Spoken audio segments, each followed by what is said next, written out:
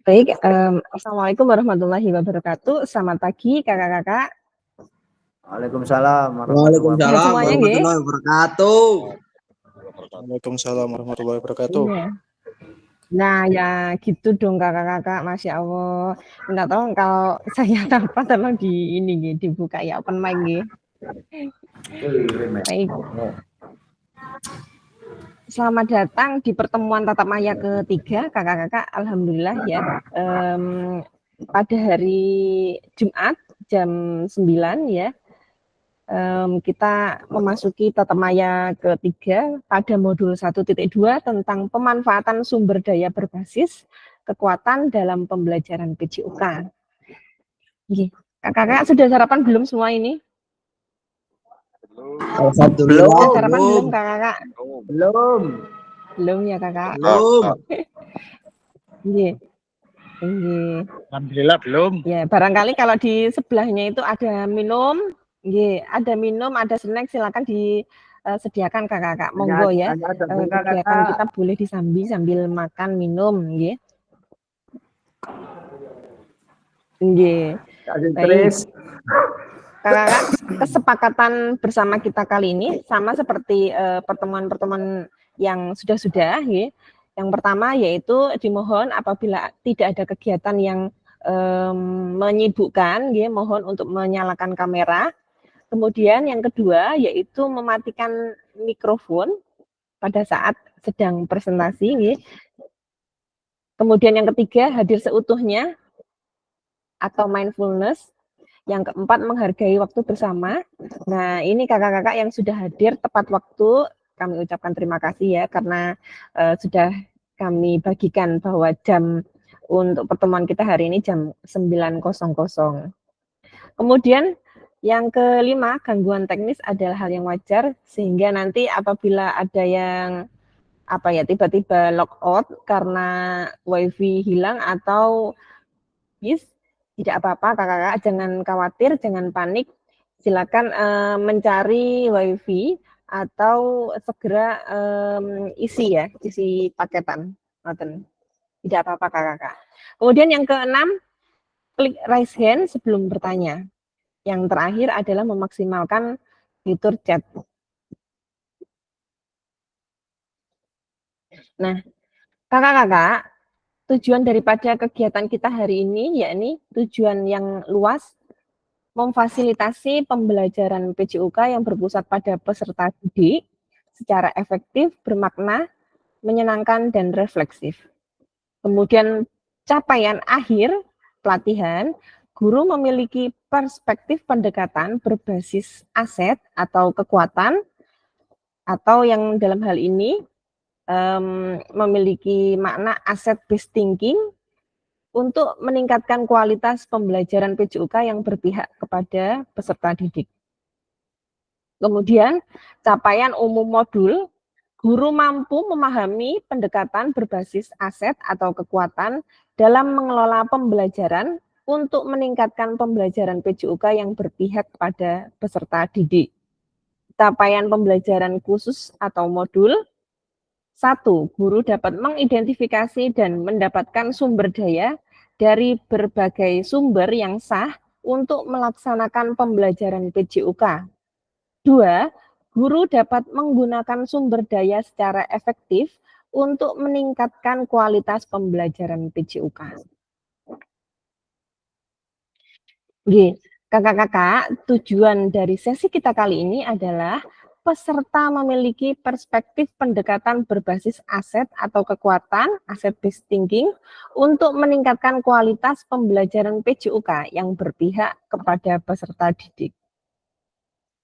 Nah, agenda kita pada pagi hari ini kakak-kakak selama 2 JP atau 90 menit ke depan, 5 menit untuk pembukaan, pengingat kesepakatan bersama, pemaparan tujuan sesi, penjelasan agenda kegiatan. Kemudian 10 menit berpikir berbasis aset atau kekuatan atau asset-based thinking. kemudian pada 60 menit ke depan atau 1 jam berikutnya, yakni melakukan diskusi. Jadi pada sesi kali ini, kalau pada sesi-sesi kemarin hanya satu-satu kakak-kakak, nah ini nanti akan dibagi menjadi 3 kelompok. Nah, 3 kelompok itu nanti akan melakukan atau mendiskusikan tentang situasi ketiga yang akan dipresentasikan oleh kelompok 1 tentang pemanfaatan aset dalam pembelajaran PJOK. Kemudian untuk kelompok 2 akan mempresentasikan situasi keempat, menerapkan pendekatan asset based thinking. Kemudian situasi 5, pemanfaatan aset secara maksimal. Kemudian pada 10 menit berikutnya, memanfaatkan aset yang ada pada satuan pendidikan yang kakak-kakak kerja sekarang, tempat di mana kakak-kakak kerja. Kemudian 5 menit terakhir yakni penutup dan refleksi serta foto bersama. Nah, baik. Kakak-kakak, ada sebuah kata atau kalimat ya yang dipaparkan oleh Mahatma Gandhi, yaitu kekuatan tidak datang dari kapasitas fisik, itu datang dari kemauan yang tidak tergoyahkan. Nah, sehingga apa kakak-kakak? Orang besar ataupun orang kecil itu sebetulnya yang paling penting itu adalah mau atau tidak mau saja kakak-kakak, ya. Seperti itu. Kemudian berdasarkan proses belajar Anda secara mandiri, nah kemarin yang sudah saya singgung kakak-kakak pada grup kita ya, bahwa kakak-kakak sebelum melakukan gimit pada hari ini ya, itu minta tolong untuk membaca ya dan mengerjakan. Apabila ada diskusi atau pertanyaan-pertanyaan pemantik, silakan dikerjakan ya. Kemudian apa pandangan kakak-kakak terhadap pendekatan asset based thinking? Nah, ini silakan dituliskan atau boleh raise hand. Monggo silakan. Apa pandangan kakak-kakak terhadap pendekatan asset based thinking? Nah, aset itu bisa dikatakan sebagai apa yang oke, baik. Sepertinya ada yang resen. Monggo Kak Rozak. Siap, biar tidak sepi, interaksinya jalan. Ngawali Bu. Jadi kalau sekilas sih menurut pengertiannya, asset based thinking itu segala sesuatu yang sekiranya bisa mendukung dalam pembelajaran kita, kalau misalnya itu dari pandang pembelajaran. Jadi asset based thinking segala sesuatu yang bisa menjadi pensupport atau pendukung dalam pembelajaran kita gitu. Gampangannya seperti itu menurut saya pribadi. Segala sesuatu yang bisa dijadikan sebagai support ya, gitu Kak Nggih. Dalam pembelajaran. Iya. Baik, terima kasih Kak Rozak untuk pendapatnya. Ada lagi, monggo Kak Margo.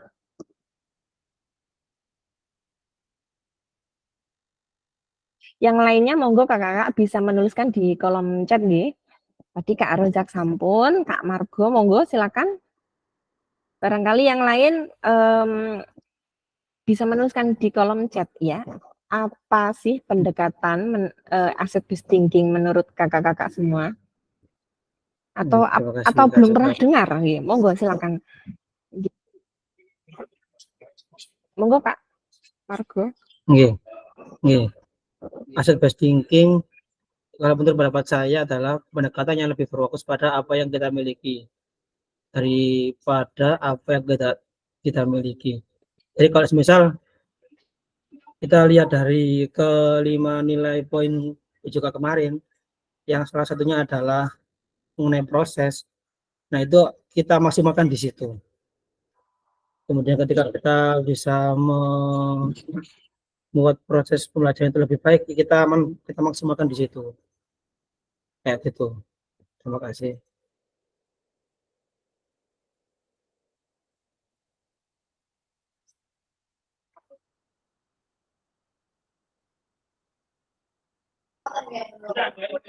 Masih di mute, Kak. Nggih. Monggo yang lain Kakak-kakak.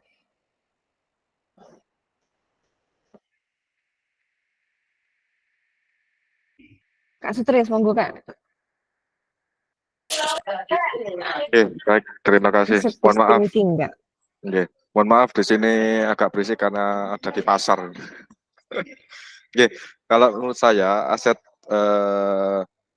based thinking di sini yaitu memanfaatkan setiap potensi atau setiap kelebihan setiap individu dalam ingin mencapai suatu tujuan bersama.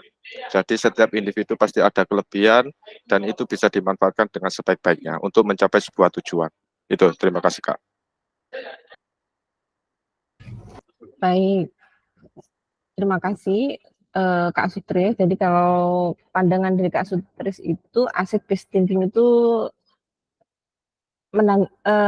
pandangannya ke orang ya gitu ya, atau seseorang ngoten ya.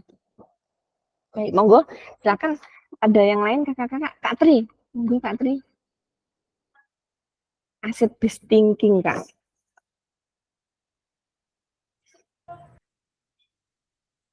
Untuk hal ini Kak Sekar ya, kita tidak bisa utuh antara orang lain, anak, ya kita coba kita membedah kepada anak ini. Karena dengan adanya istilahnya ini guru dapat melakukan terhadap siswa pengalaman belajar mereka, ya otomatis kita itu fokusnya kepada anak. Ya, kalau tentu anak disamakan dengan orang dewasa, kemungkinan itu berbeda. Itu Mbak Sekar. Makasih. Oke, Kak Tri, terima kasih banyak.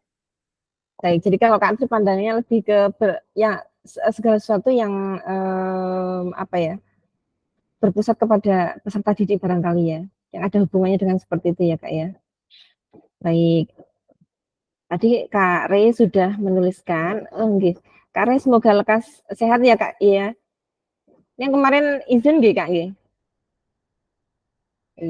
Jadi menurut Kak Rey, asset based thinking itu merupakan pendekatan yang fokus pada kekuatan yang akan bisa diberdayakan. Ini juga bagus. Kemudian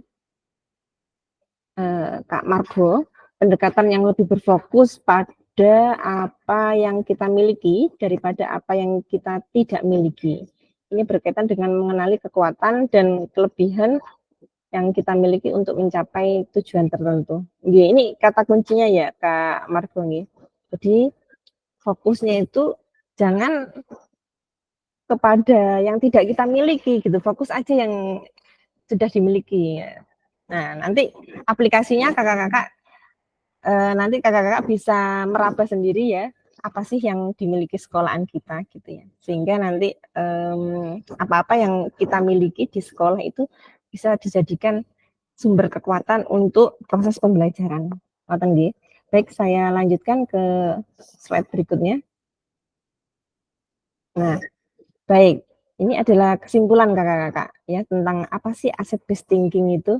Nah, seperti apa yang sudah dikatakan kakak-kakak semuanya ya, yang bisa saya tarik kesimpulan bahwa asset based thinking itu merupakan pendekatan yang fokusnya itu semua yang kita miliki ya, dalam hal ini sekolah ya. Apa sih sekolah yang dimiliki? Kemudian jangan berpikir apa yang tidak dimiliki. Nah, ini ada hubungannya dengan kekuatan dan kelebihan yang dimiliki untuk mencapai tujuan tertentu. Kemudian keistimewaan aset based thinking. Nah, keistimewaannya apa kakak-kakak? Jadi kita itu seandainya ya kita hubungkan dengan finansial daripada sekolah masing-masing ya. Tentunya sekolah yang satu dengan sekolah yang lain itu tidak sama ya kakak ya. Ada yang kalau kita lihat ya, sekolah yang besar itu otomatis dana bosnya itu besar. Sehingga surprise juga lebih mumpuni ya daripada sekolah yang kecil, di mana dana bosnya juga kecil. Nah, tetapi dalam hal ini ya, ketika kita itu berpikir asset based thinking, itu tidak hanya support itu tidak hanya dari dana bos ya. Kalau kita para guru-guru ya, terutama yang sudah mendapatkan pendidikan seperti kita ya kakak-kakak, maksimalkanlah banyak hal gitu.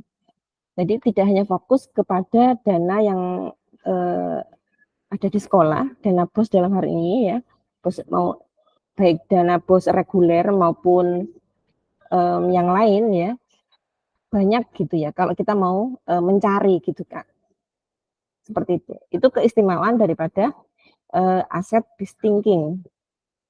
Kemudian, nah kakak-kakak, setelah ini, ini yang sudah hadir ada lengkap ya kak, 15 peserta ya. Kak Arifan sudah hadir belum ya? Kak Arifan, nah setelah ini, nah datang ya Kak Arifan. Kita bagi jadi 3 kelompok kakak-kakak. 3 kelompok ini akan mendiskusikan beberapa kasus. Nah ini kak, saya bagi dulu ya. Nanti kelompok 1 akan berdiskusi tentang studi kasus 3, kemudian, mohon maaf, nanti semua kelompok akan membaca, kemudian menuliskan, mendata, maksud kami, mendata aset apa saja sih yang ada pada studi kasus 3 ini. Kemudian, nah ini kakak-kakak, yang perlu diidentifikasi saya kopikan dulu ya.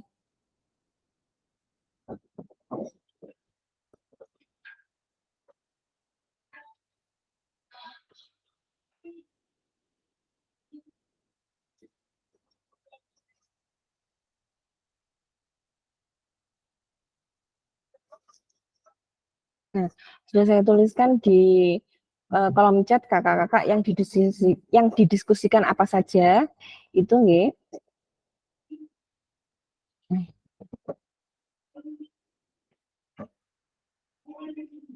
Nanti kelompok 3 akan mempresentasikan, mohon maaf, kelompok 1 akan mempresentasikan studi kasus 3.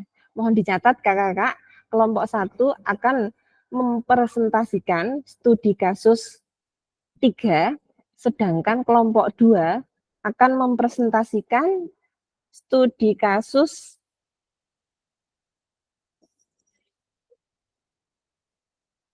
5. Kemudian kelompok ketiga akan mendiskusikan studi kasus ke-4. Sudah dicatat belum kakak-kakak?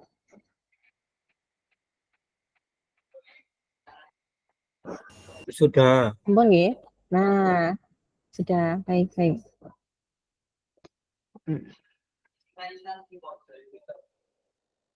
Sebentar kak.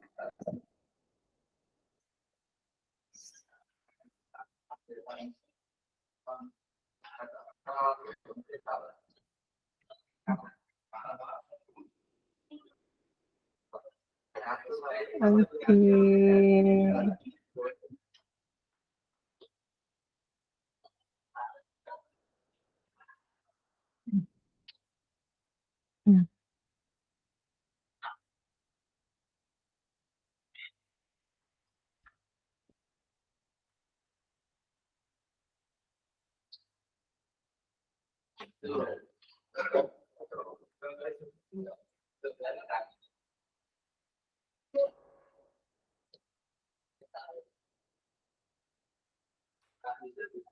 Kakak saya bagi dulu ya. Mohon bersabar. Sambil kakak-kakak boleh membaca terlebih dahulu studi kasus ketiga. Nah, monggo dibaca dulu sambil saya buatkan roomnya nggih Kakak.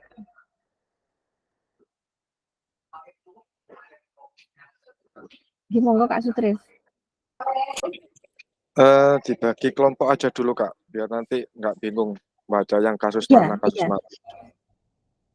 Ya, terima kasih. iya. Tapi semua kelompok wajib membaca Kak.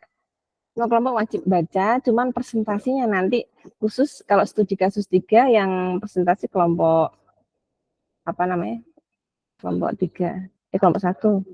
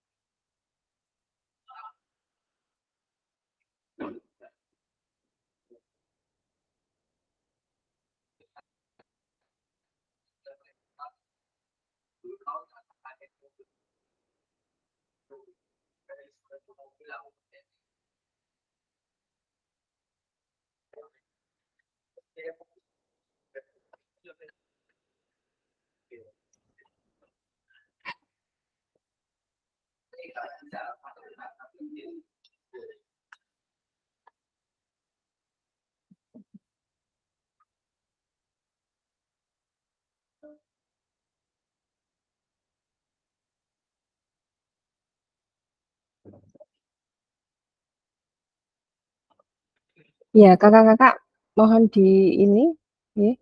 Nanti dalam diskusinya 10 menit ya.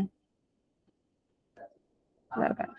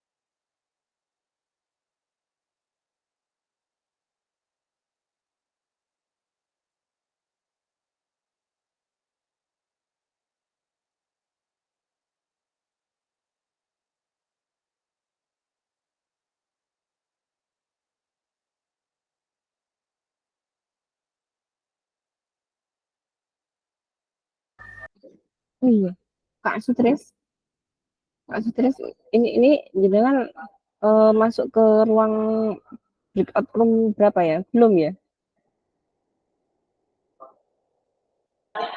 Belum, Mbak. Hmm.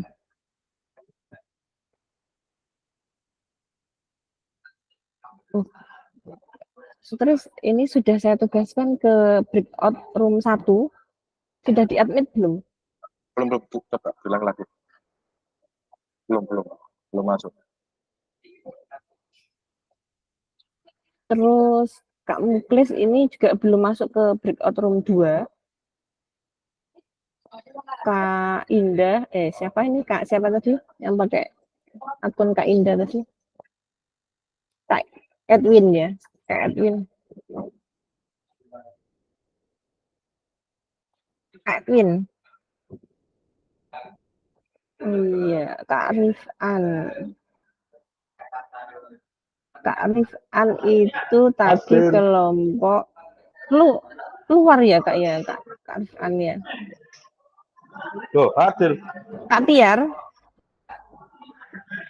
Nggih, sudah buka. Kak Tiar. Kak Edwin. Monitor Kak Edwin. Hadir. Kak Edwin tadi masuk ke nggih. Kak Rifan tadi masuk ke room berapa, Kak?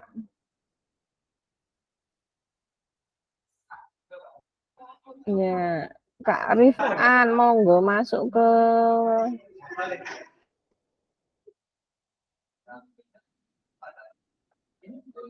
breakout room 2, Kak Rifan.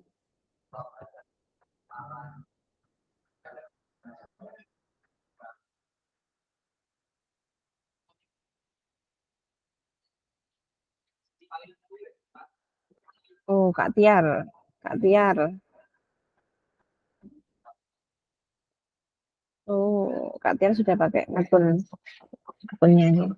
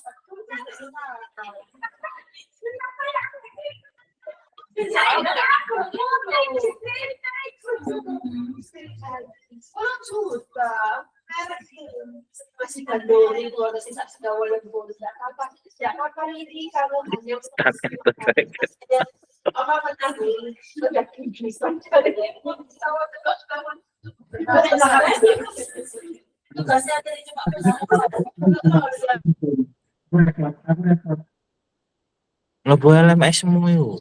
Siap hadir kembali. Nggih, Kak. Sampun nggih. Tadi Siap, sudah sudah berdiskusi. berdiskusi. Iya, cukup tidak waktunya tadi nggih, 10 menit saja. Alhamdulillah 10 detik tadi.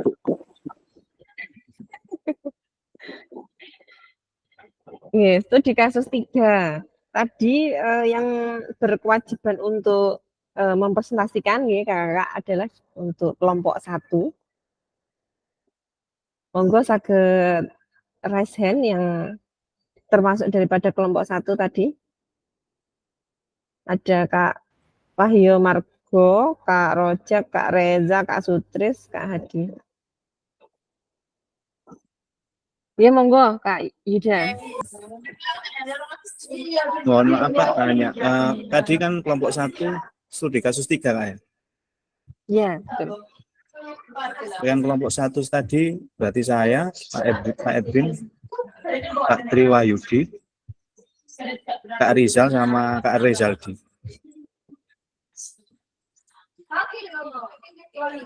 Loh, yang kelompok 1 tadi bukan ini ya, Kak Margo, Kak Yang di berikut Rojak, 1 ya.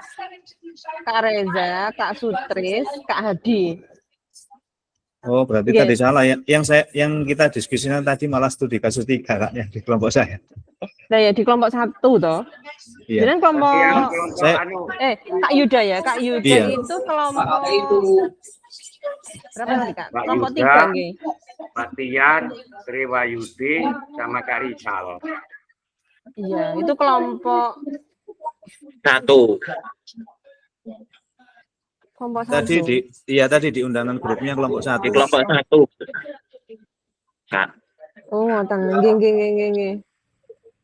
Ya sudah monggo.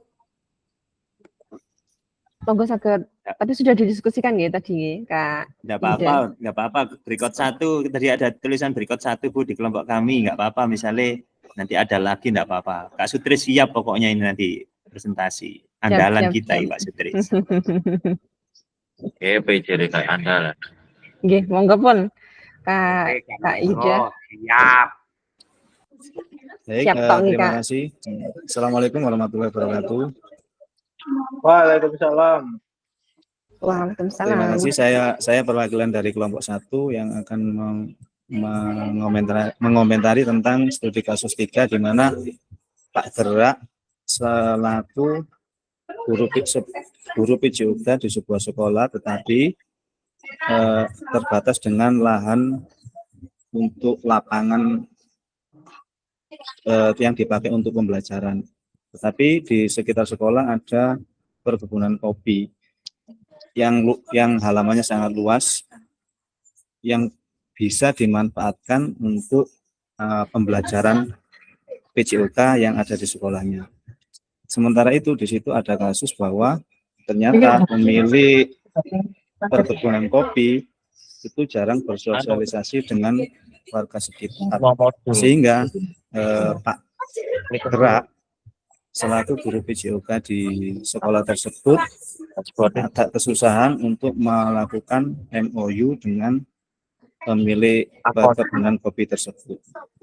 Komentar kami dari kelompok 1, aset apa saja yang akan kita pakai agar segala sesuatu yang akan dilaksanakan berjalan dengan baik, sehingga tujuan terakhirnya adalah untuk pengembangan pembelajaran PJOK berjalan dengan baik. Yang pertama kita manfaatkan yaitu aset lingkungan alam. Aset lingkungan alam ini berhubungan dengan karena di lingkungan sekitar ada perkebunan kopi yang luas. Pak Gerak seharusnya Pak Gerak dituntut untuk memanfaatkan lingkungan yang ada di sekitar sekolah yaitu perkebunan kopi. Kemudian aset yang kita pakai selanjutnya adalah aset politik. Aset politik ini berhubungan dengan kebijakan atau kewenangan yang akan diberikan atau yang akan dibuatkan kepala sekolah berupa MOU dengan pihak pemilik lahan tersebut. Kemudian aset karena MOU dengan pemilik lahan tersebut agak susah karena pemilik lahan bersifat agak tertutup dengan sosial masyarakat, maka kita memanfaatkan aset yang ketiga yaitu aset sosial. Aset sosial berhubungan dengan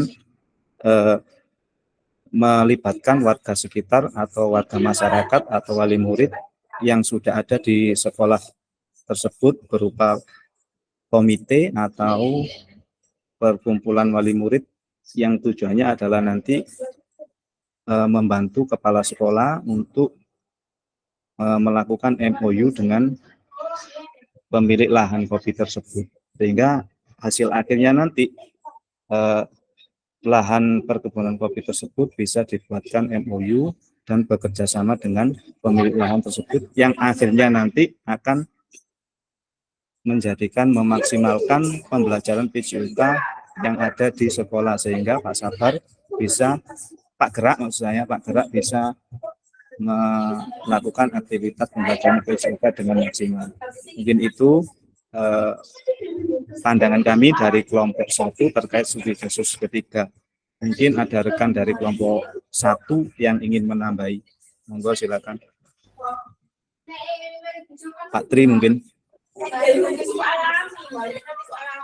Ini monggo ditambahi dari kelompok 1. Itu apa yang disampaikan oleh Bapak Yuda mengenai permasalahan studi kasus dari kelompok 3. Studi kasus 3 bukan kelompok 3.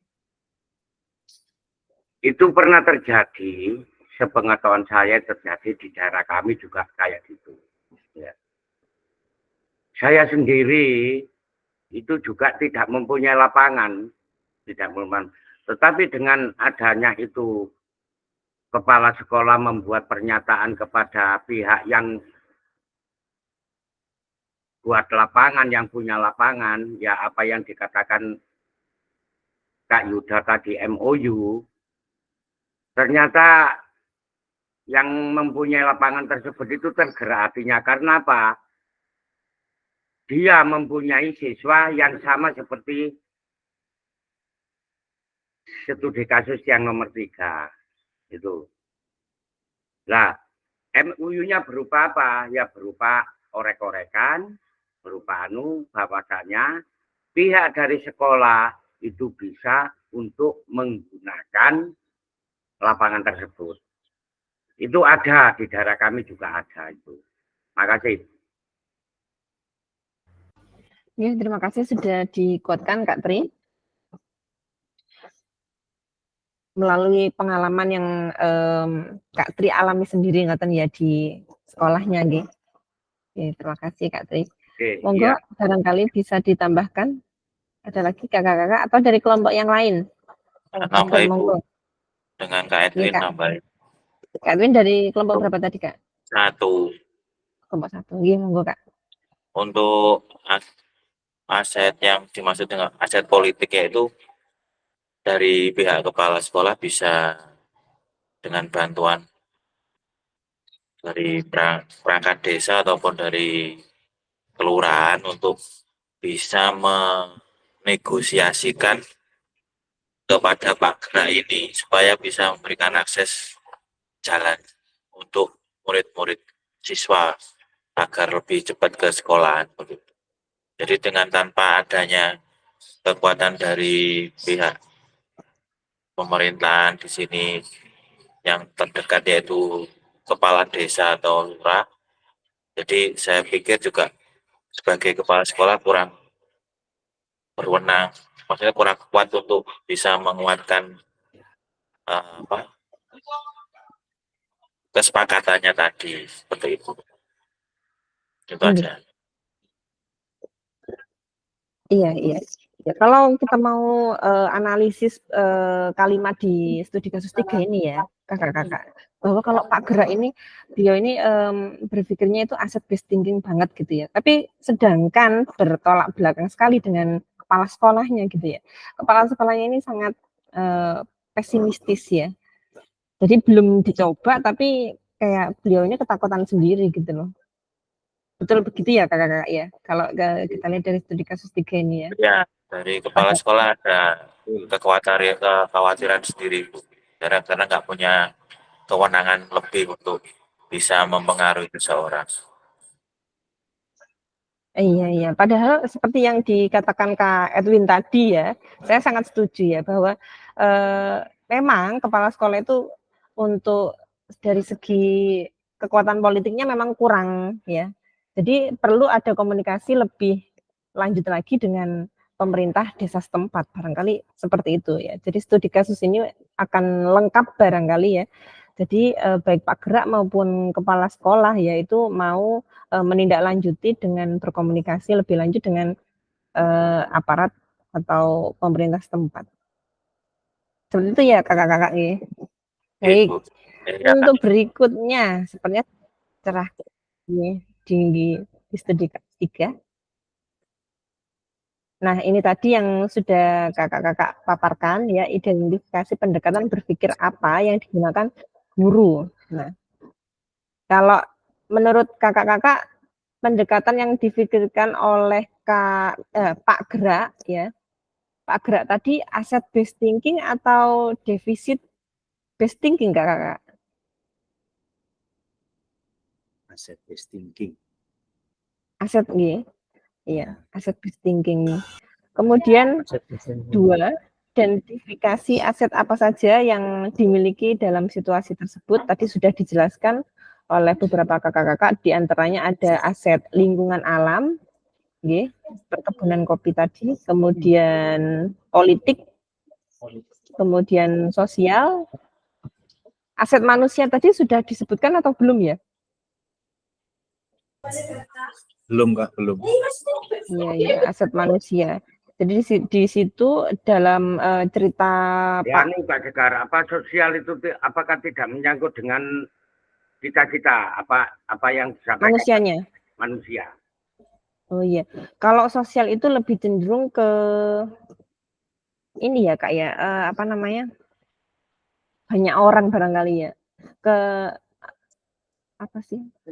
Pokoknya kalau aset manusia itu lebih ke personal, ngoten loh. Ke siapa-siapanya ngoten. Tapi kalau yang aset sosial itu lebih ke seperti tadi ya, ke komite, wali murid, ngoten. Manfaatnya ngoten. Ya, monggo Kak Sutris. Kak Reza. Oke, saya mau menjelaskan saja. Menurut saya, untuk aset manusianya itu di ruang lingkup di dalam sekolah atau warga sekolah sendiri. Sedangkan aset sosial itu termasuk di luar sekolah, kayak komunitas, kayak tadi komite dan lain sebagainya. Terima kasih. Nggih. Ya, terima kasih sudah dikuatkan Kak Sutrisno. Betul sekali. Tadi yang mau resen tadi siapa? Kak Reza ya? Kasih tambahan Kak Reza.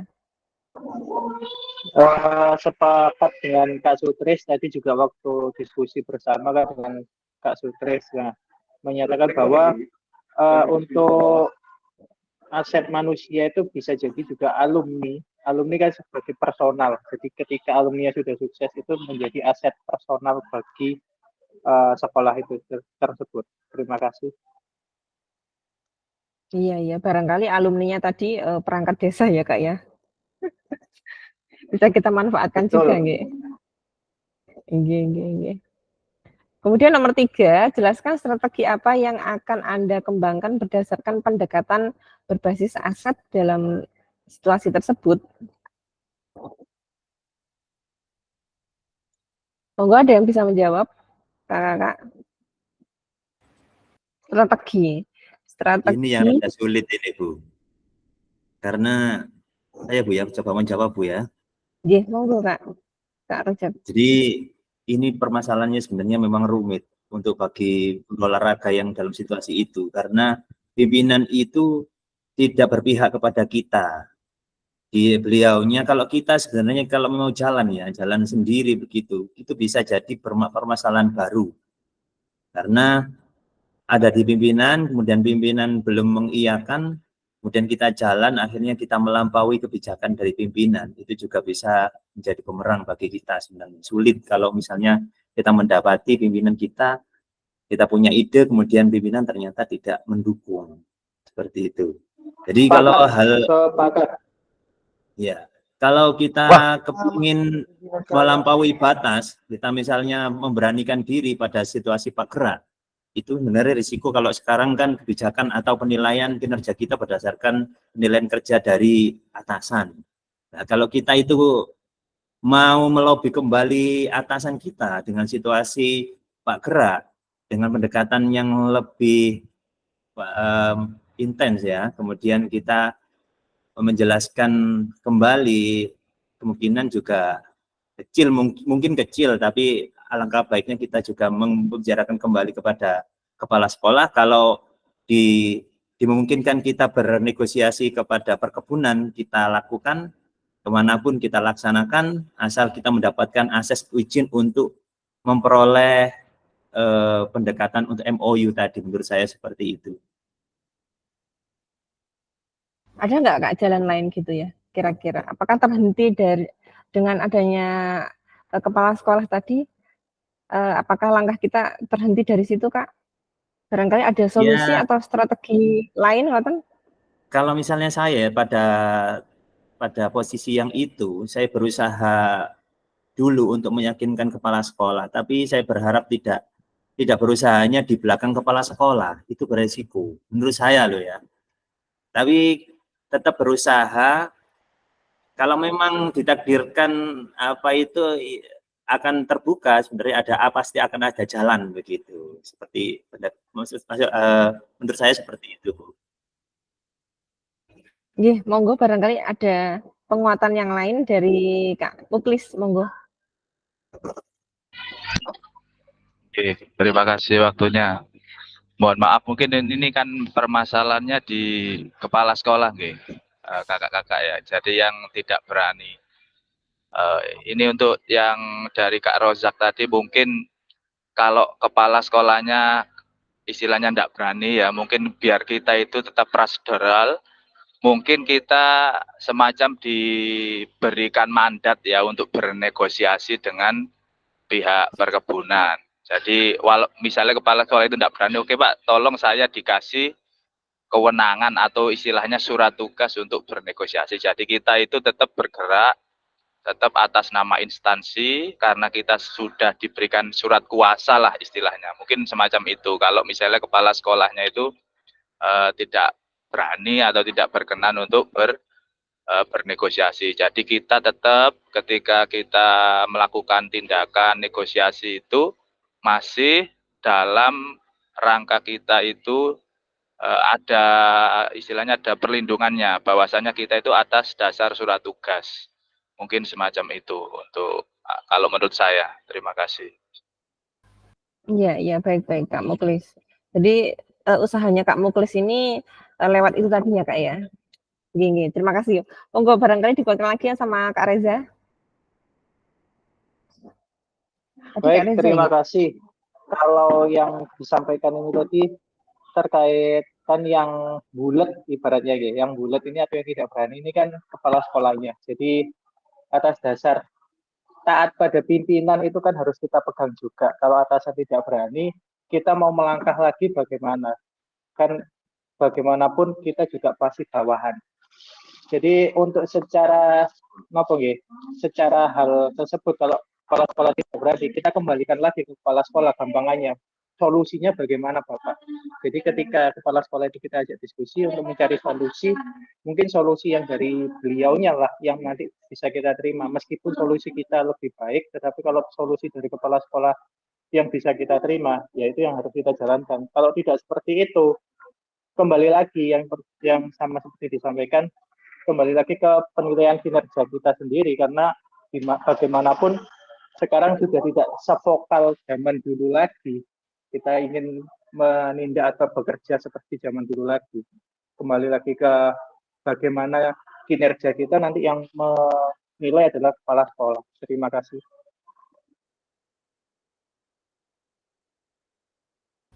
Ya, terima kasih Kak Reza. Ya, jadi Kak Reza ini salah satu pegawai yang taat sekali ya dengan pimpinan ya.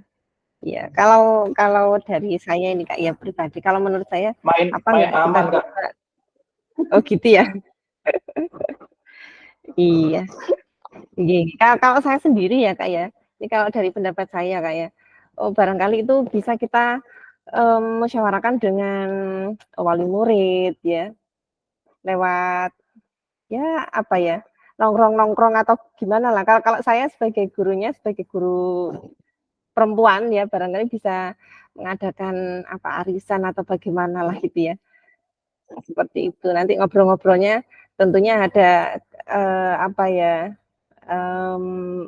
mengundang wali murid ya, didudukkan dengan kepala sekolah, dengan guru-guru seperti itu barangkali nggih.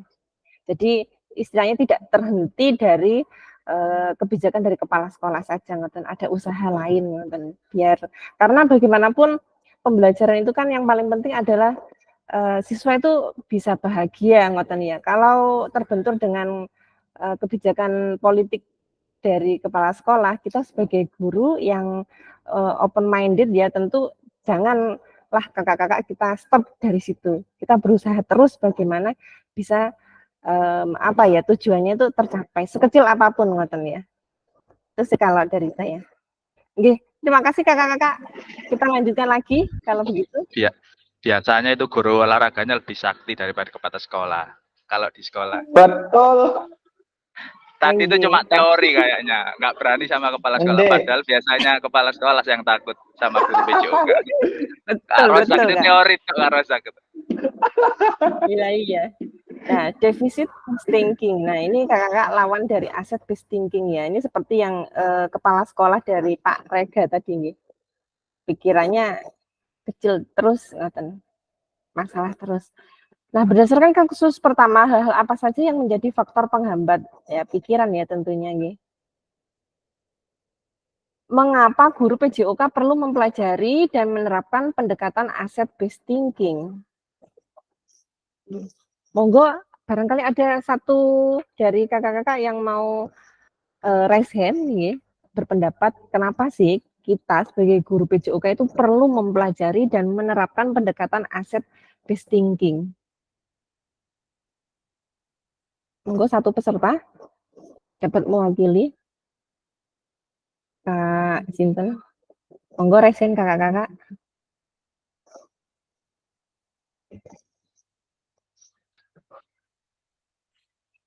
Oh, Kak Margo, nggih monggo. Ini tadi mau saya panggil yang belum bersuara ini tadi. Nggih monggo Kak Margo. Iya. Mengapa guru PJOK perlu mempelajari dan menerapkan pendekatan asset based thinking? Nah, asset based thinking ini sangat baik nih untuk kita semua. Contohnya meningkatkan partisipasi kita sebagai pengajar PJOK dalam mengolah diri. Jadi meningkatkan kualitas diri, jadi lebih kritis, lebih kreatif, lebih inovatif. Kemudian untuk dirinya memanfaatkan sumber daya yang ada secara maksimal. Jadi kita memanfaatkan sumber daya yang ada di lingkungan kita agar bisa berguna secara maksimal. Contoh kayak ada lapangan. Jadi meskipun lapangan itu masih belum ada garis-garisnya, tapi kita bisa memodifikasinya. Kemudian kita nggak punya pun, kemudian kita manfaatkan barang-barang yang ada di sekitar sekolah. Mungkin bisa botol mineral bisa dicat mau jadi lakun. Kemudian kertas-kertas yang dibuang itu bisa diambil, bisa kita manfaatkan untuk jadi media pembelajaran seperti itu. Terima kasih. Ya, terima kasih Kak. Wah, lengkap sekali yang dipaparkan Kak Margo nih. Jadi sumber daya ya, terkait sumber daya berarti kakak-kakak itu semua harus berpikir inovatif, kritis ya. Betul sekali Kak Margo. Baik, next berikutnya. Nah, ini kakak-kakak pentingnya pola pikir berbasis aset. Guru PJOK perlu memandang sumber daya yang dimiliki sebagai suatu kekuatan dan aset. Jika guru PJOK telah terbiasa berpikir dari sisi kekuatan, maka ia akan fokus dan berupaya terus pada pemanfaatan kekuatan dan aset yang dimiliki. Dengan menyadari betapa banyak sumber daya yang dimiliki sekolah, rekan-rekan guru akan terbiasa untuk mengidentifikasi, mengevaluasi sumber daya, serta memanfaatkan aset yang ada untuk pembelajaran yang berpihak pada peserta didik. Nah, ini kakak-kakak ini kata kuncinya pada studi kasus yang ketiga. Nah, kemudian pentingnya pola pikir berbasis aset dalam PJOK ini apa saja sih? Yaitu mewujudkan visi, ya, mencapai tujuan-tujuan atau prakarsa perubahan. Pentingnya masalah, atasi atau selesaikan. Kemudian kekuatan, potensi, itu digunakan sebagai sumber daya yang harus dipergunakan sebaik mungkin. Nah, upayanya apa saja? Yaitu mencari dan mengatasi masalah, perspektifnya pasti ada sesuatu yang salah. Kemudian upaya identifikasi, apresiasi, selidiki kekuatan, potensi aset, perspektif, pasti ada kekuatan atau potensi aset. Kemudian kalau yang berpikir masalah, fokusnya itu pada cari kelemahan dalam sistem tersebut, masalah, kesulitan, atau sebagai batu sandungan. Kemudian pengalaman emosi, yaitu tidak menyenangkan. Nah, jadi kakak-kakak dua tabel ini menjelaskan yang satu berpikir defisit atau masalah, kemudian yang sebelah kanan yaitu berpikir berbasis kekuatan atau asset based thinking. Nah, ini perbedaannya kakak-kakak ini. Sedangkan pada asset based thinking itu fokusnya apa? Pada apresiasi kekuatan, potensi aset dalam sistem tersebut, kemudian semangat gotong royong, kemudian kokreasi, masalah adalah tantangan atau batu lompatan. Jadi kalau pada defisit tadi masalah itu sebuah kesulitan, nah itu tadi tergambar pada studi kasus ketiga oleh Kepala Sekolah Pak Rega. Kemudian pengalaman emosi yaitu menimbulkan bahagia. Nah, baik kakak-kakak masuk ke studi kasus 5. Ini nanti yang berdiskusi adalah kelompok 2. Namun setiap peserta atau kelompok yang lain ini wajib membaca dan melakukan hal yang sama ya. Hanya perbedaannya yang presentasi atau yang mengemukakan pendapatnya adalah kelompok 2.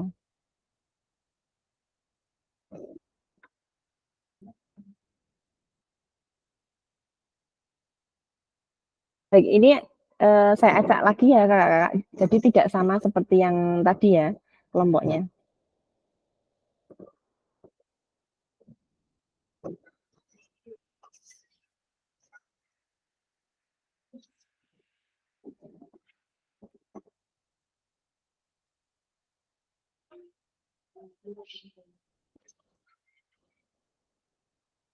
Ampun, monggo.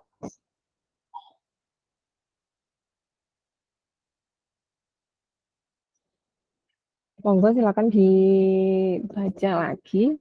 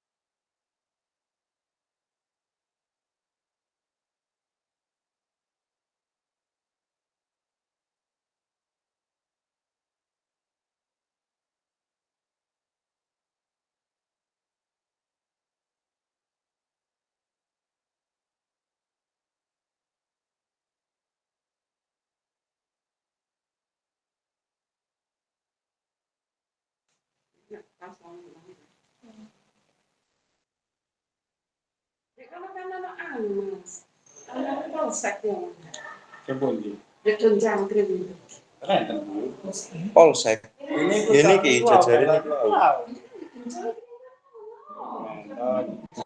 Ini kan mesti bali pondok. Nggih, pondok tok. Polisi wae ku yo ndek kono. Ini ku ngadep mriku wae. Iki kok lewat jenjang kan dia ku. Sampeyan ini ku munggah ngeten.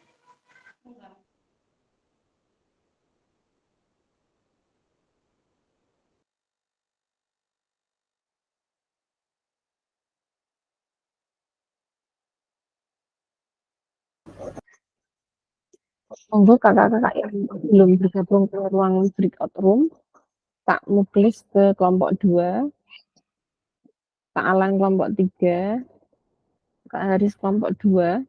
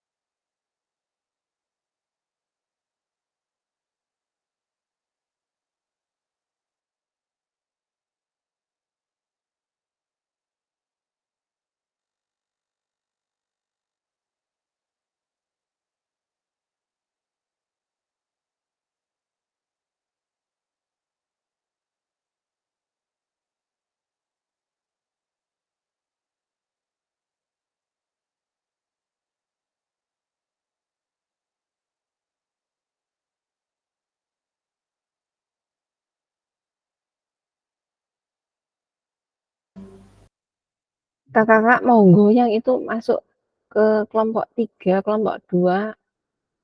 Ini Kak Yuda masuk kelompok 2, Kak Haris kelompok 2. Kak Kolis ini baru gabung nih.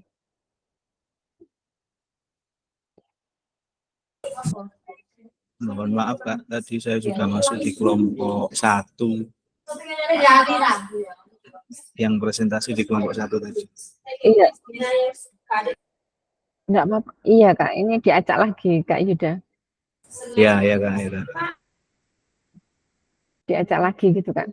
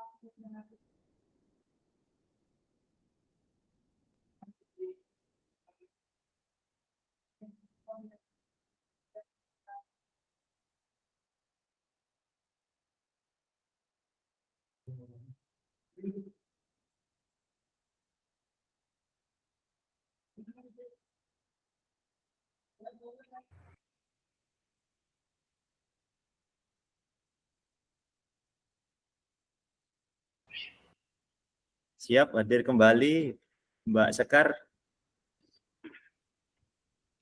Nggih. Sudah semua nggih? Sudah. Jadi kelompok kami akan diawali Pak Komandan kita Pak Tri Wahyudi. Nanti kita tambahkan. Gini untuk studi kasus yang nomor 5 Kak Sekar ya. Ini meliputi beberapa aspek yang ada di sini meskipun tidak yang serumit apa yang di kasus tadi kasus 3 ya. Ini cuma kalau istilahnya itu KKG, ada di lingkup KKG. Nah, salah satu dari anggota KKG itu Bu Hayati ini, itu kan posisinya kan sudah istilahnya itu dapat pengetahuan, nah, entah itu dari berbagai instansi di mana di saat itu entah rapat entah apa itu ya. Dia mendapat itu ilmu pengetahuan, itu sudah masuk dalam pengetahuan ini sudah. Lah dia itu gedok tular, kalau bahasa Sidoarjonya itu gedok tular.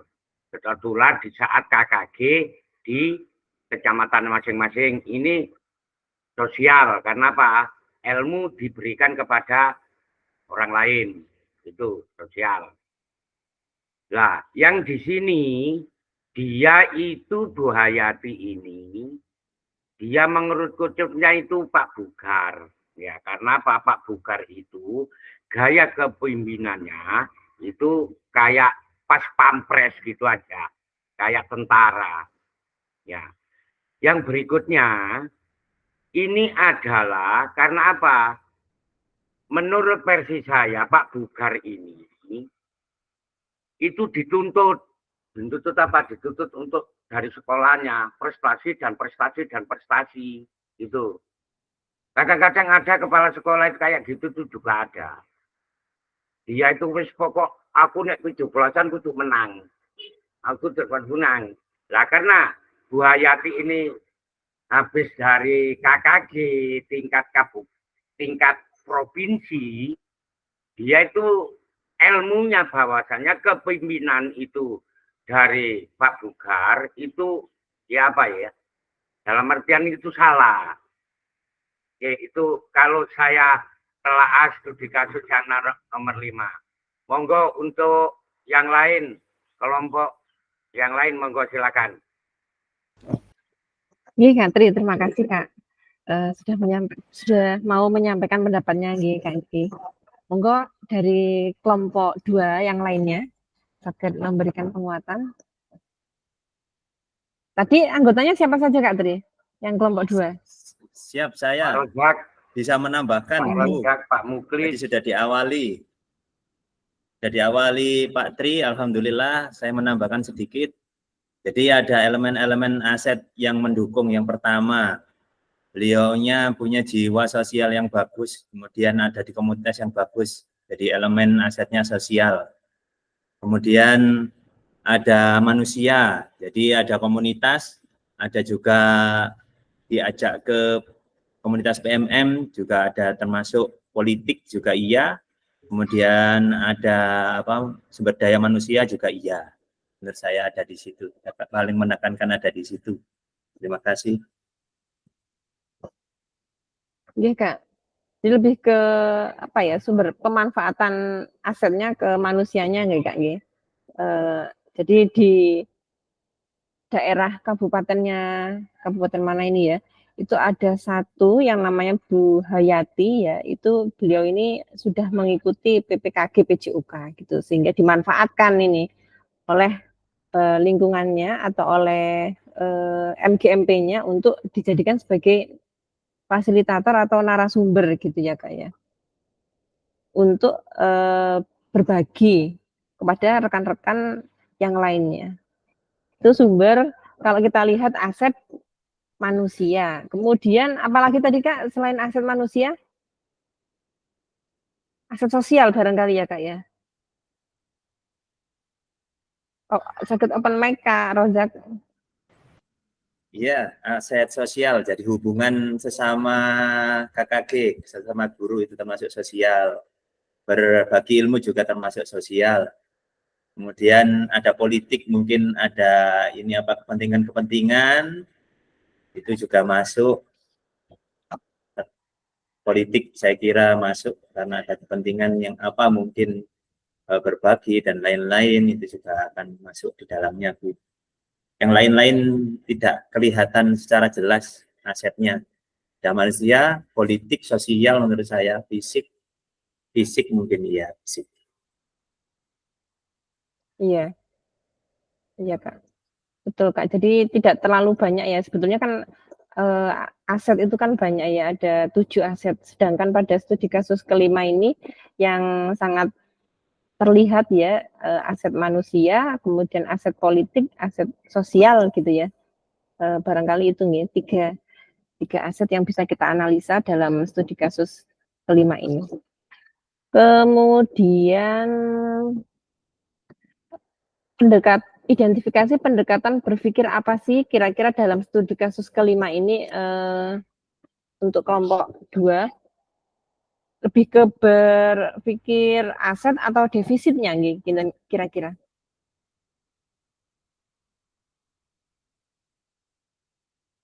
Monggo kelompok 2 saged ditanggapi.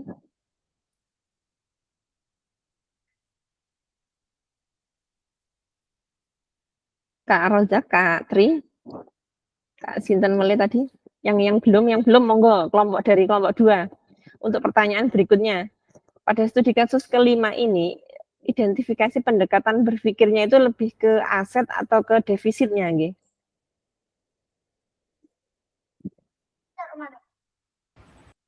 Ya, biar tidak molor Bu, saya menjawab kembali. Mohon maaf banyak ini. Jadi kalau lihat Bu Nur Hayatinya, itu Bu Hayati ini mendapati kesempatan ini berarti beliau langsung ada ide untuk menyampaikan, berarti beliau langsung mempunyai pandangan tentang penguatan beliaunya untuk menyampaikannya, berarti berpandangan tentang aset positif atau aset yang membangun, begitu Bu. Kemudian beliaunya melakukan, kemudian ada lanjutan ke jenjang berikutnya yaitu membuat komunitas di PMM. Akhirnya beliau juga mau karena hasil dari diskusi kecil itu diharapkan untuk menyampaikannya pada webinar berikutnya. Akhirnya ada penguatan kembali, beliaunya juga mau. Akhirnya ada penguatan aset yang berupa kekuatan. Nggih. Bagus sekali Kak.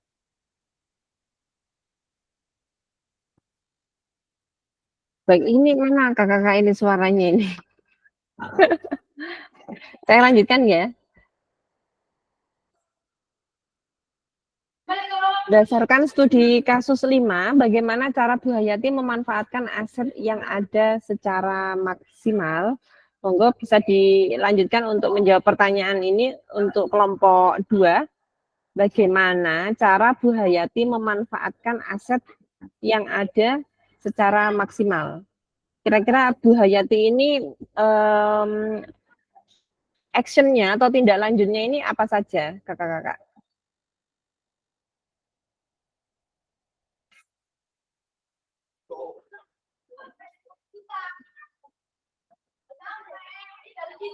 Baik. Monggo kakak-kakak ada yang berpendapat lagi?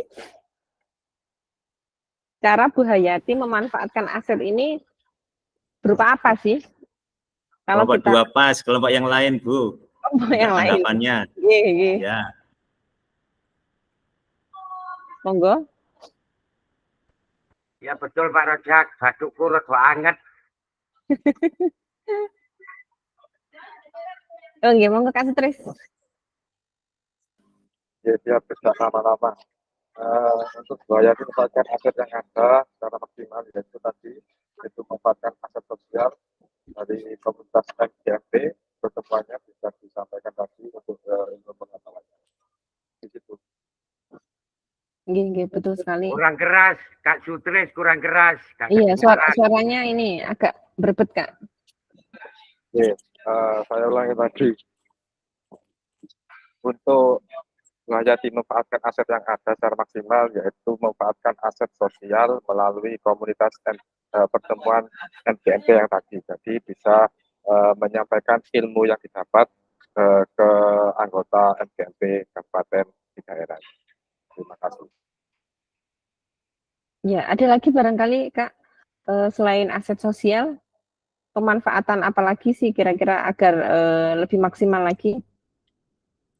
Ya tadi aset manusia, terus juga aset apa namanya? Kalau teknologi itu termasuk aset fisik apa ya, fisik ya? Iya, fisik Kak. Jadi tadi memanfaatkan aset fisik teknologi yaitu melalui PMM. Untuk manusianya sendiri mungkin buat pelatihan atau jadi narasumber tadi. Baik, terima kasih untuk penguatannya Kak Sutris, sudah sangat betul sekali. Jadi itu ya. Jadi pemanfaatan aset oleh Bu Hayati untuk tindak lanjut berikutnya adalah melalui PMM ya, yaitu aset fisik, kemudian aset sosial yaitu mengajak rekan-rekan ya MGMP atau KKG untuk pertemuan berikutnya. Nah, ini Kakak, adanya komunitas MGMP merupakan aset sosial ya yang dimiliki. Kemudian pergeseran cara mengajar komando menjadi pendekatan pembelajaran lebih variatif dan inovatif. Nah, jadi yang ilmu yang Ibu sini tadi yang Bu Hayati yang Bu Hayati miliki tentang gaya mengajar komando itu bergeser kakak-kakak menjadi pendekatan pembelajaran yang lebih variatif dan inovatif. Dan ini disampaikan kepada komunitas MGMP PJOK di kabupatennya. Kemudian yang ketiga yaitu peran peserta yang aktif di dalam kegiatan MGMP. Yang keempat, pemanfaatan PMM untuk kegiatan webinar. Jadi ini tadi yang sudah disampaikan oleh Kak Sutris nih, pemanfaatan PMM sebagai aset fisik. Nah, kemudian yang terakhir Kakak monggo untuk studi kasus yang keempat. Saya acak lagi.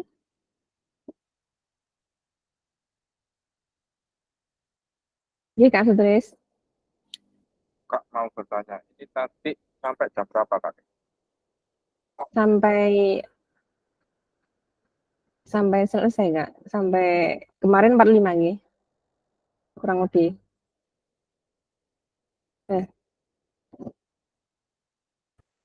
Iki Kak Tri lagi yang menjawab. Pun monggo.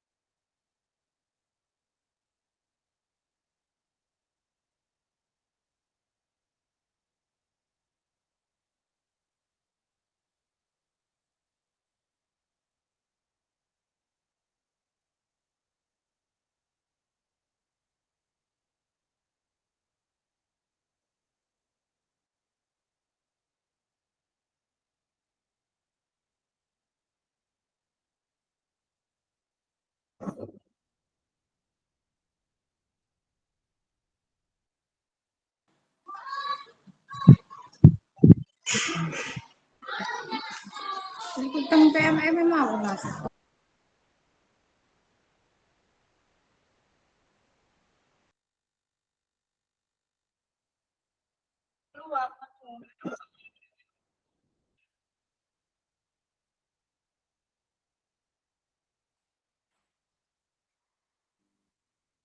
Sudah berdiskusi Kak Sekar?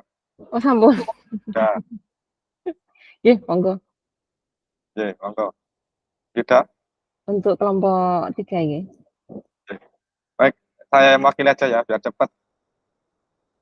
Untuk studi kasus 4 di sini pendekatannya menurut kita yaitu berbasis aset dengan dibuktikan memanfaatkan aset-aset yang ada yaitu perlengkapan yang sudah ada di sekolah melalui bantuan wali murid.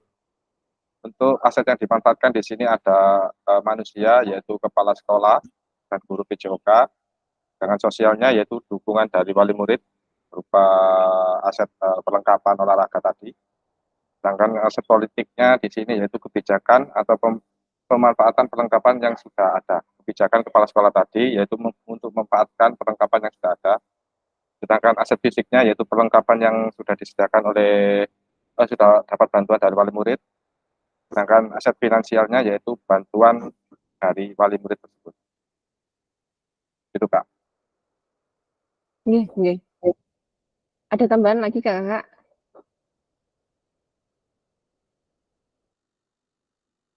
Kalan monggo.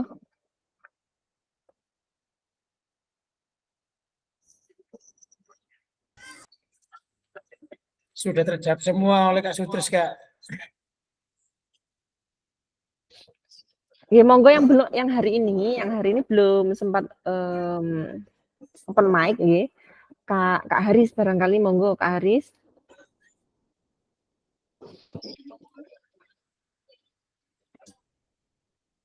Kak Haris, Kak Rizal, Kak Rifan.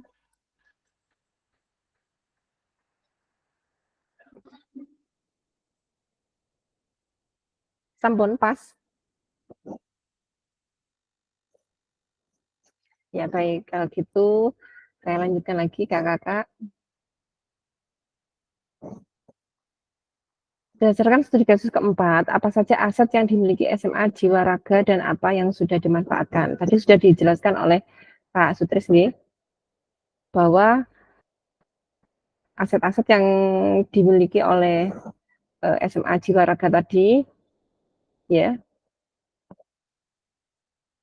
Apa saja tadi Kak Sutris, bisa diulangi lagi Kak untuk aset yang dimiliki SMA Jiwa Raga?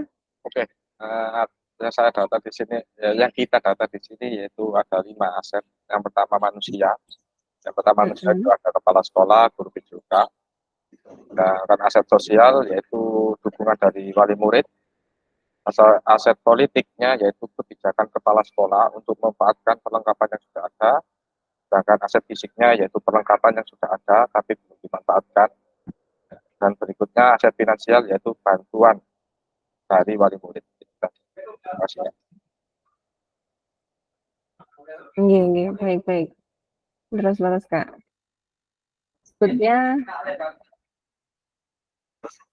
nah ini tadi ya kesimpulannya, terletak di daerah perkotaan atau strategis. Ini berhubungan dengan fisik atau lingkungan alam yang ada di SMA Jiwa Raga, kemudian sarana prasarana olahraga juga sangat memadai. Kemudian kalau dari segi finansial, yaitu ada pendanaan dari orang tua dan donatur juga sangat mendukung. Upaya kepala sekolah atau kebijakan politik, yaitu mengajak wakil kurikulum, wakil kesiswaan, wakil sarpras, guru, komite sekolah mengatasi permasalahan yang ada. Kemudian keberanian peserta didik menyampaikan pendapat, keberanian komite menyampaikan kritik. Nah, ini juga termasuk aset politik nih. Kemudian kebijakan kepala sekolah ini yang paling penting. Nah, kakak-kakak perlu diingat bahwa ada 7 aset yang dapat diberdayakan. Di antaranya ada aset manusia, sosial, agama atau budaya, fisik, kemudian lingkungan atau alam, finansial, dan politik. Nah, jadi keberanian peserta didik dalam menyampaikan kritik dan saran yaitu mendorong kepemimpinan murid. Kemudian komite bersuara menyampaikan kritik.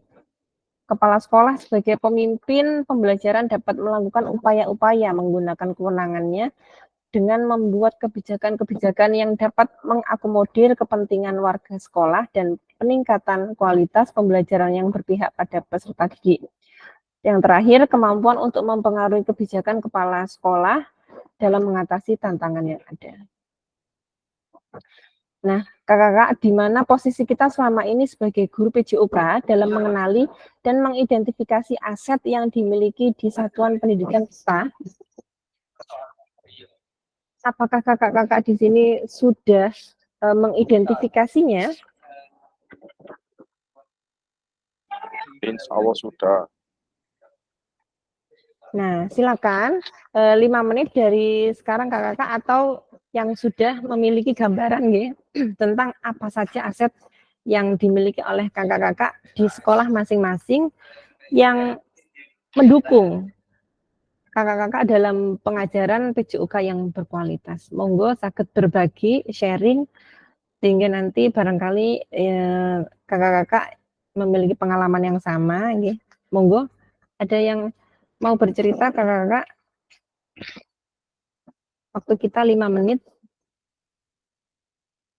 Kak Kolis, monggo Kak. Saya belum mendengar hari ini suara Kak Kolis.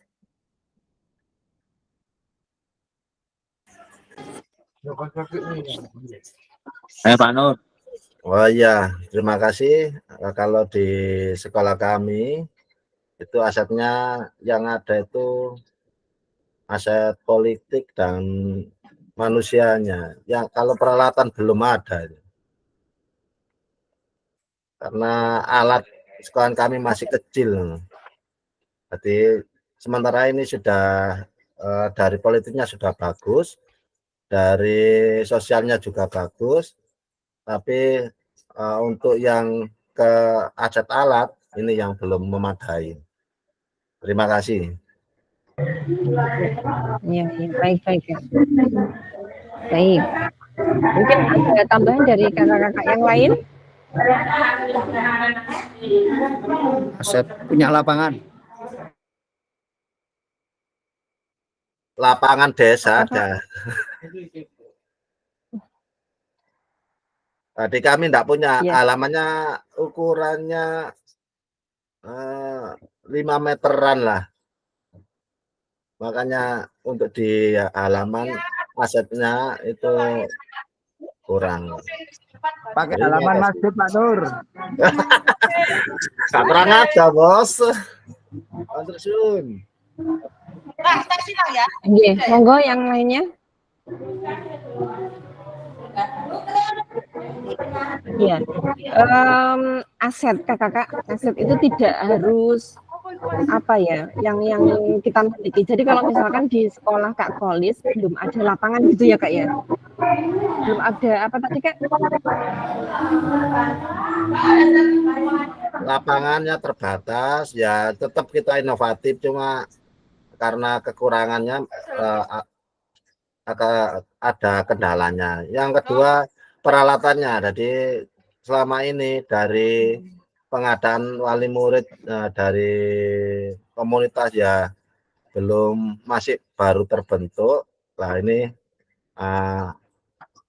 belum sampai ke pembelian alat. Jadi alatnya di saya itu masih menggunakan inovasi itu. Terima kasih. Iya. Kalau sekolah Kak Kolis ini dekat dengan apa ya kira-kira? Dekat dengan sekolah yang lain ada tidak Kak? Ada, cuma jaraknya agak jauh. Jauh nih. Oke. Baik. Monggo yang lain barangkali ada, kita saling berbagi ya. Karena Kak Kolis ini kan ada istilahnya sebetulnya yang diutarakan Kak Kolis ini adalah defisit ya, sebuah defisit. Kenapa? Karena beliau memandang tidak adanya ketersediaan lapangan ini adalah sebuah hal masalah gitu ya. Semoga barangkali ada rekan-rekan yang memberikan sebuah penguatan sehingga apa yang tidak dimiliki oleh sekolahan Kak Kolis ini bisa menjadi aset dengan melihat sumber daya yang lain barangkali. Ada tambahan dari kakak-kakak yang lain? Terkait lapangan yang belum menunjang, kemudian perlengkapan yang belum memadai. Sebetulnya hal ini kan bisa kita pikirkan ya sebagai aset barangkali nggih. Monggo ada yang memberi masukan Kakak? Nggih Kak Margo. Iya, mohon izin menanggapi dari apa yang dikatakan oleh Pak siapa tadi? Kak Kolis, Kak Nur Kolis. Nggih, Pak Nur Kolis.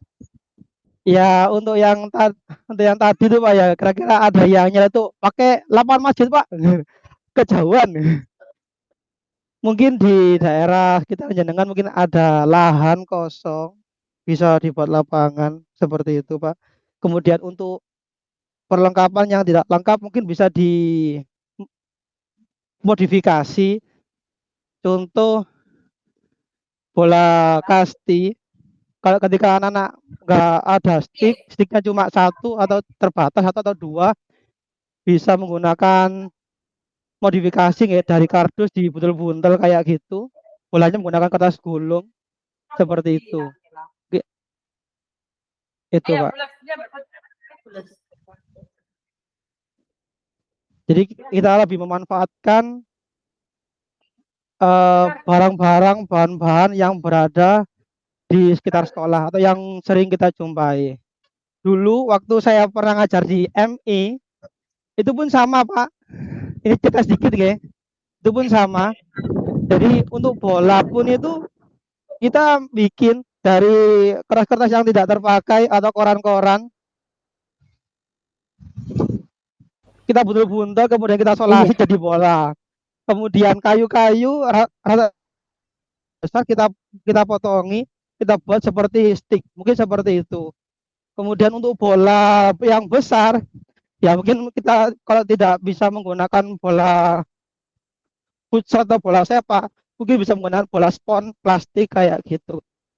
Untuk perlengkapan gitu ya. Mungkin seperti itu Pak. Iya bagus, betul sekali Kak Wahyu. Oke, Kak Margo, terima kasih. Ya, apa yang dipaparkan oleh Kak Wahyu tadi adalah berpikir sebagai aset ya. Jadi seandainya tidak ada lapangan di sekolah atau di dekatnya, barangkali ada dicari ngoten nggih, saged nggih. Kak Nur Kolis barangkali sedikit mencerahkan ya. Kemudian untuk yang perlengkapan sarananya nggih saged melalui apa ya? Anak-anak tadi ya. Kita bikin sendiri juga boleh. Modifikasi ya, media. Kita bikin sendiri atau boleh juga kita meminta anak-anak ya untuk membuat bersama seperti itu melalui project ya PJBL ngoten nggih, saged bisa saja nggih. Ya, itu tadi. Baik Kakak-kakak, untuk berikutnya ini ada satu terakhir Kakak nggih. Sebentar. Nah,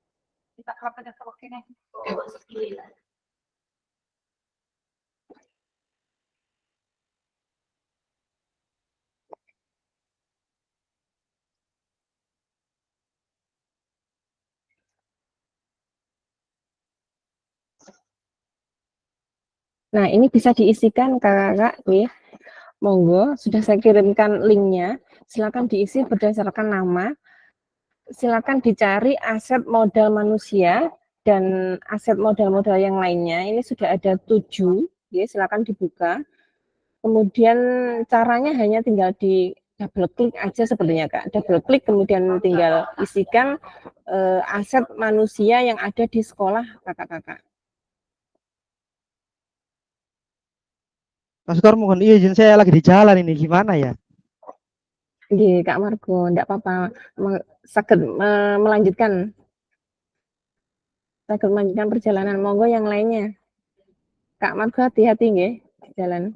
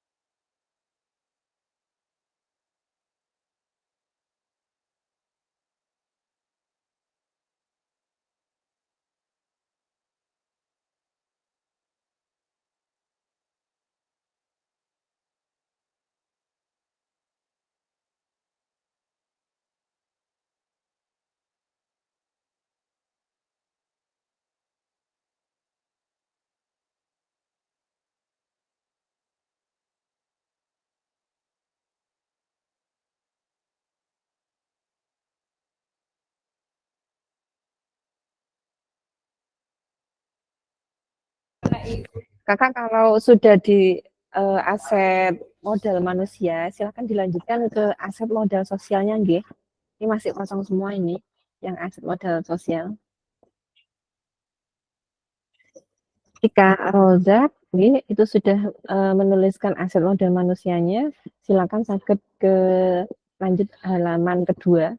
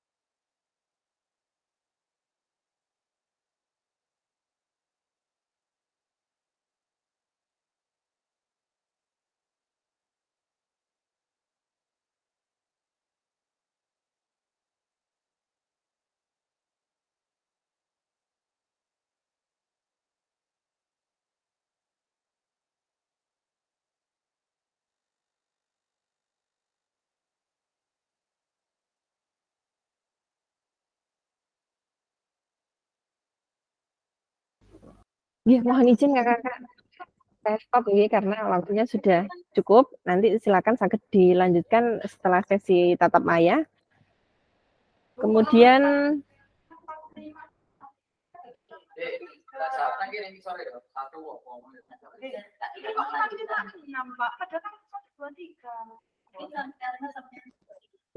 saya lanjutkan. Bagaimana Anda dapat memanfaatkan aset yang ada di satuan pendidikan Anda, strategi apa yang akan Anda lakukan? Nah, baik kakak-kakak, terakhir tahapan ini dilakukan secara mandiri dan tugas dikumpulkan melalui LMS. Prosedur identifikasi sumber daya dapat digunakan kembali pada modul-modul berikutnya. Batas waktu pengumpulan tugas di tahap lakukan ini adalah di akhir modul 1.6. Nggih, monggo kakak-kakak bisa membuka-buka lagi nggih tugas LMS setelah sesi tatap maya ini. Nah, apa saja pada tahap lakukan yang harus Bapak kakak-kakak kerjakan, yaitu mengidentifikasi berbagai sumber daya di daerah untuk sekolahnya dan strategi pemanfaatannya secara efektif, kemudian memilih satu jenis sumber daya yang akan didiskusikan dari 7 sumber daya yang ada dan hasilnya dituangkan dalam tabel pemetaan aset yang telah disediakan di LMS.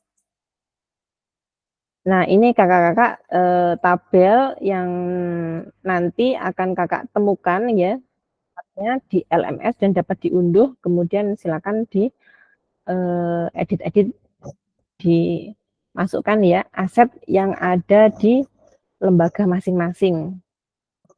Kemudian diberikan manfaat aset tersebut apa sih untuk diaplikasikan pada pembelajaran PJUK yang tentunya yang berpihak kepada peserta didik. Baik, pada akhir sesi kita hari ini kakak-kakak diharapkan peserta memiliki perspektif pendekatan berbasis aset atau kekuatan untuk meningkatkan kualitas pembelajaran PJUK yang berpihak kepada peserta didik. Terima kasih. Ya, jadi itu tadi kakak-kakak ya pertemuan kita pada sesi kita kali ini tentang pemahaman berpikir aset atau kekuatan. Ya, monggo Kak Sutris. Oke, terima kasih Kak. Ini saya mau tanya. Ini tadi kan kita masuk MIT itu dalam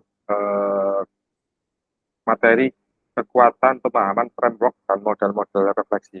Ini kok tadi materinya pembahasan sudah masuk kata aset. Bukan Kak, itu kemarin kan, framework kemarin. Bukan yang ketiga itu Kak? Bukan Kak. Kalau yang framework itu yang kemarin itu loh Kak, yang sekarang ini yang pembelajaran ke berapa ini ya?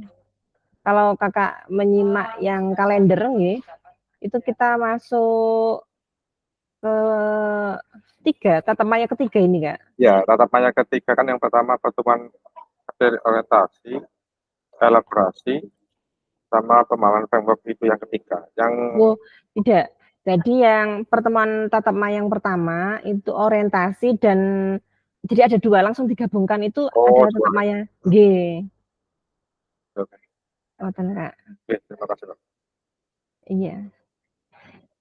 Iya, kakak-kakak disampaikan lagi kalau ada kendala tentang LMS tidak bisa mengerjakan atau bagaimana. Nah, kakak-kakak silakan berkolaborasi nggih.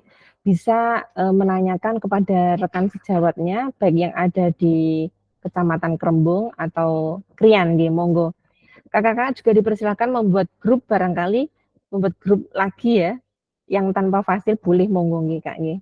Agar kakak-kakak di sini lebih mudah lagi atau tidak PKW ya sungkan barangkali ya kalau ada hasilnya. Monggo kakak-kakak. Atau barangkali nggih kita nanti ada tatap maya lagi di luar tatap maya yang direcord boleh menanyakan tentang cara mengerjakan LMS, barangkali ada yang belum bisa mengakses ya caranya bagaimana.